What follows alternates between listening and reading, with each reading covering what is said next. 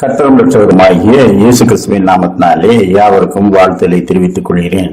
General William Nelson என்பவர் அமெரிக்க உள்நாட்டு போரில் பல வெற்றிகளை குவித்தவர். ஒரு சமயத்தில் நடந்த போரில் அவர் நெஞ்சிலே காயம்பட்டு மரணத்திற்கு சமீபமாய் மருத்துவமனையிலே இருந்தார். அவரை சுற்றிலும் இருந்த அதிகாரிகளை பார்த்து உடனடியாக ஒரு பாதிரியாரை அழைத்து நான் ஞானஸ்நானம் பெறுவதற்கு ஏற்பாடு செய்யுங்கள் என்று சொன்னார். அவர்களுக்கெல்லாம் ஆச்சரியம். அப்படியே அவர் கேட்டுக்கொண்டபடியே ஒரு பாதிரியாரை அழைத்து அவருக்கு ஞானஸ்நானம் கொடுக்கும்படி கேட்டுக்கொண்டார்கள்.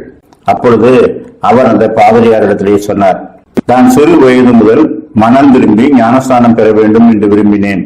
சில காலம் பயிற்சியில் கழிந்து விட்டது, சில காலம் வேலையில் கழிந்து விட்டது, சில காலம் பலவிதமான முக்கிய பொறுப்புகளிலே இருந்ததுனால அதை குறித்த சிந்தனைகளில் கழிந்து விட்டது.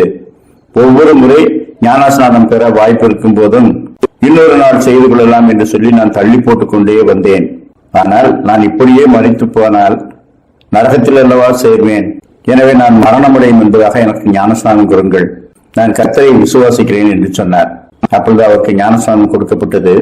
அந்த போதகர் அங்கே இருந்த அநேகத்திலே சொன்னார், ஒரு மனுஷனுக்கு கர்த்தர் மனம் திரும்பவும் பாவ மன்னிப்பை பெற்றுக்கொண்டு அவருடைய நாமத்தை பற்றி கொண்டு ஞானஸ்நானம் பெறவும் நல்ல காலங்களை கொடுத்து கொண்டே வருகிறார்.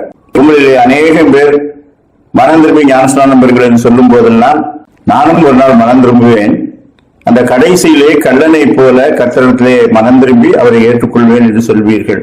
அதுதான் உங்கள் ஜெனரலுக்கு நேர்ந்திருக்கிறது. அவர் அநேக இடங்களிலே தலைமையாக இருக்கும் போது அவருக்கு அந்த வாய்ப்பு கிடைக்கவில்லை. இப்பொழுது காயம் பட்டு குற்றுயிரும் குறையுமாய் இருக்கும் போது சிலுவையில் தொங்கின அந்த கள்ளனை போல கடைசி நிமிடத்தில் அவருக்கு வாய்ப்பு கொடுக்கப்பட்டிருக்கிறது. உங்களுக்கு ஒன்று தெரியுமா, 2 கள்ளர்கள் தொங்கினார்கள். ஒருவனுக்குத்தான் அந்த வாய்ப்பு கிடைத்தது, இன்னொருவனுக்கு அவ்வளவு வேதனையை அனுபவித்தும் கர்த்தரை பற்றி கொள்ள வாய்ப்பு இல்லை. கர்த்தர் அதன் மூலமாக நமக்கு சொல்ல விரும்புகிற செய்தி என்ன? ஆரோக்கியத்தோடு திட சித்தத்தோடு சுகமாய் இருக்கும் போதே கர்த்தரத்திலே மனம் திரும்புவோம்.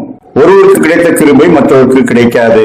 உங்கள் ஜெனரல் தன்னுடைய ஆத்மாவை ஆதாயப்படுத்திக் கொண்டார், அவருக்கு அந்த வாய்ப்பு கொடுக்கப்பட்டிருக்கிறது. ஒருவேளை போரில் உடனடியாக மரித்து போயிருந்தால் அவருக்கு அது கொடுக்கப்பட்டிருக்காது. எனவே இருப்பவர்கள் உங்களை உயிர்த்து ஆராய்ந்து பார்த்து உங்கள் ஆத்மாக்களை காத்துக் கொள்ளுங்கள் என்று சொல்லி அவர்களுக்கு சொன்னார். எபிரேயர் 4:14 வானங்கள் வழியாய் பரலோகத்துக்கு போன தேவகுமாரனாகிய இயேசு என்னும் மகா பிரதான ஆசாரியர் நமக்கு இருக்கிறபடியால் நாம் பண்ணின அறிக்கையை உறுதியாய் பற்றி கொண்டிருக்க கடவோம். நாம் மனம் திரும்ப வேண்டும், தேவகுமாரனை ஏற்றுக்கொள்ள வேண்டும் என்று அநேக முறை நாம் சொல்லி இருக்கிறோம்.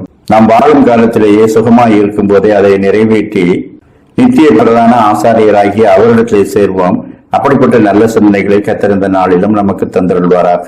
ஆமேன்.